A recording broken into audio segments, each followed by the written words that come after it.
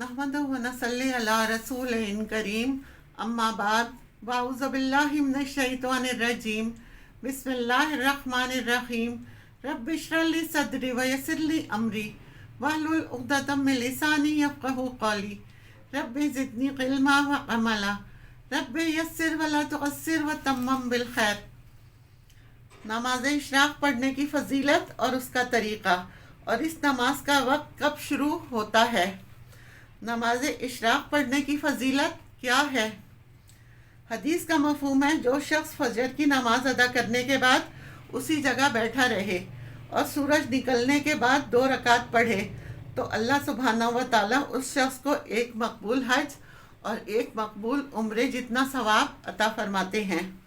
और इतनी बड़ी फजीलत है इशराक की नमाज पढ़ने की। हम सबको अपनी नमाज़ों में इशराक की नमाज शामिल करनी चाहिए और इसकी पाबंदी करनी चाहिए। जो लोग पहले से इसकी पाबंदी करते हैं वो बहुत खुशनसीब हैं कि रोज़ाना एक मकबूल हज और एक मकबूल उम्रे का सवाब हासिल कर रहे हैं।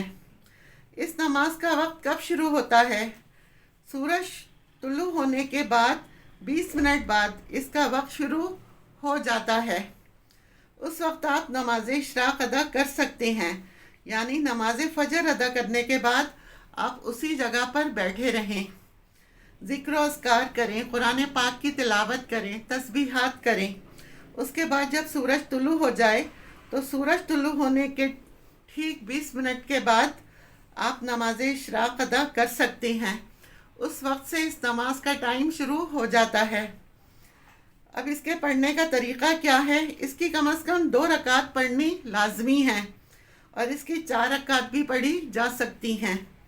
अल्लाह के नबी सल्लल्लाहु अलैहि वसल्लम ने फरमाया, अल्लाह ताला फरमाते हैं, जो शख्स फजर की नमाज पढ़कर उसी जगह बैठकर ज़िक्र अस्कार करे और इशराक की नमाज पढ़कर वहाँ से उठे, वो इस तरह हैं जैसे उसने औलाद इस्माइल में से 4 गुलाम आज़ाद किए।